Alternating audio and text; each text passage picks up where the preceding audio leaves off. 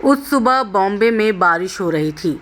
11 साल की एक लड़की ने अपनी कुछ क्लासमेट्स के साथ स्कूल बंक किया और राजेश खन्ना की लेटेस्ट रिलीज़ हुई फिल्म देखने पहुंच गई। लड़की वो फिल्म 2 दफ़ा पहले भी देख चुकी थी। उसे फिल्म के कई डायलॉग्स याद हो चुके थे, लेकिन राजेश खन्ना के प्रति उस लड़की की दीवानगी का आलम ये था कि जब उसकी सहेलियों ने क्लास बंक करके फिल्म देखने जाने की बात कही तो वो फ़ौरन तैयार हो गई। होती भी क्यों ना, बाकी सब लड़कियों की तरह वो भी तो राजेश खन्ना की बहुत बड़ी फ़ैन थी, या शायद उससे भी कहीं ज़्यादा। उधर फिल्म ख़त्म हुई और इधर बारिश भी रुक गई। वो लड़की अभी भी राजेश खन्ना के ख्यालों में खोई हुई थी। वो लड़की उनके बंगले आशीर्वाद की तरफ चल दी। लड़की जब आशीर्वाद पहुंची तो उसने गार्ड से कहा कि मैं राजेश खन्ना की बहुत बड़ी फ़ैन हूं, उनसे मिलना चाहती हूं। गार्ड उस लड़की को देखकर मुस्कुराया। वो रोज़ ऐसे जाने कितने ही लोगों को देखता था जो खुद को राजेश खन्ना का बहुत बड़ा फ़ैन बताकर उनसे मिलने की गुजारिश करते थे। कई तो घंटों तक उनके बंगले के सामने खड़े रहते थे। गार्ड ने उस लड़की से कहा, साहब अभी घर पर नहीं है, पता नहीं कब तक आएंगे। लड़की ज़िद्दी थी। वहाँ से जाने के बजाय वो गेट के साइड में खड़ी हो गई। कुछ मिनटों बाद एक सफ़ेद कार आई और बंगले के अंदर चली गई। चूँकि बारिश की वजह से सड़क किनारे कीचड़ भरा पानी जमा था, तो गाड़ी के टायर से उछलकर पानी की कुछ बूंदें लड़की के जूतों पर जा गिरी। अपने गंदे जूतों को देखकर लड़की की आंखों में आंसू आ गए। उसने गेट के अंदर झांका तो कार में से अंजू महेंद्रू उतरती दिखी। कार से निकलकर अंजू सीधा बंगले के अंदर चली गई और लड़की भी आंखों में आंसू लिए अपने घर लौट गई। वो लड़की कोई और नहीं, वो थी डिम्पल कपाड़िया।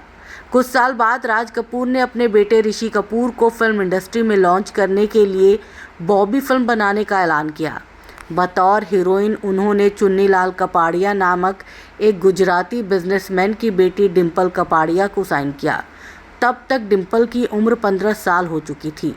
डिम्पल के पिता चुन्नीलाल कपाड़िया भी राजेश खन्ना के फ़ैन थे और चूँकि फिल्म इंडस्ट्री के लोगों से उनकी जान पहचान थी, तो वो अक्सर जिक्र किया करते थे कि उनकी बेटी डिम्पल राजेश खन्ना की बहुत बड़ी फ़ैन है।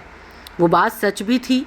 डिम्पल वाकई में राजेश खन्ना की फ़ैन थी, एक ट्रू फ़ैन। बॉबी की शूटिंग के दौरान अफवाहें उड़नी शुरू हो गई कि डिम्पल और ऋषि कपूर के बीच अफेयर चल रहा है। बातें होने लगी कि डिम्पल और ऋषि कपूर एक दूजे को लेकर बहुत सीरियस हैं। डिम्पल ऋषि कपूर की दी हुई एक अंगूठी हमेशा पहने रखती हैं और जल्द ही डिम्पल कपाड़िया कपूर ख़ानदान की बहू भी बनने वाली हैं। 1972 में चित्रलोक सिने सर्कल नामक एक गुजराती संस्था ने अहमदाबाद में एक प्रोग्राम रखा। उस प्रोग्राम में हिंदी फिल्म इंडस्ट्री के कुछ कलाकारों को सम्मानित किया जाना था। राजेश खन्ना को भी इनवाइट किया गया और उन्हें मुंबई से अहमदाबाद तक लाने के लिए एक चार्टर्ड प्लेन की व्यवस्था की गई। उस चार्टर्ड प्लेन में और भी कुछ फिल्मी हस्तियां थीं। डिम्पल कपाड़िया भी उसी प्लेन में मौजूद थी। डिम्पल को भी उसी प्रोग्राम में बुलाया गया था, जबकि उस समय तक उनकी फिल्म बॉबी पर काम चल ही रहा था। एक इंटरव्यू में राजेश खन्ना ने कहा था कि मैं डिम्पल को तब से जानता था जब वो छोटी बच्ची थी। उस वक्त मैंने कभी डिम्पल को उस नज़र से नहीं देखा था। एक दिन एक पार्टी में मैंने एक लड़की को देखा। वो टीनेजर लड़की पार्टी में कुछ और लड़कियों के बीच में बैठी थी।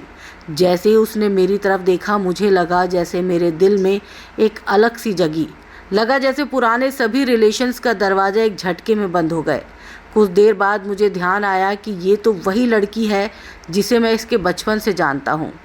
अहमदाबाद का वो प्रोग्राम ख़त्म होने के बाद जब सभी सितारे उसी चार्टर्ड प्लेन से वापस लौट रहे थे, तब राजेश खन्ना ने देखा कि डिम्पल के बराबर वाली सीट खाली पड़ी है। राजेश खन्ना डिम्पल के पास गए और बोले, क्या मैं यहाँ बैठ सकता हूँ? डिम्पल ने मुस्कुरा कर कहा, श्योर सर। फिर तो हवा में कई हज़ार फीट ऊपर डिम्पल कपाड़िया और राजेश खन्ना के बीच खूब बातें हुईं और उनके रिश्ते की नींव भी पड़ गई। ये वो दौर था जब राजेश खन्ना और उनकी प्रेमिका अंजू महेंद्रू के बीच काफ़ी अनबन चल रही थी। फ्लाइट में राजेश खन्ना ने डिम्पल कपाड़िया को अपने घर का नंबर दिया और दोनों की बातें शुरू हो गई। और फिर तो सभी को पता ही है कि कैसे राजेश खन्ना ने डिम्पल को प्रपोज़ किया और फिर ये दोनों जल्द शादी के बंधन में बंध गए।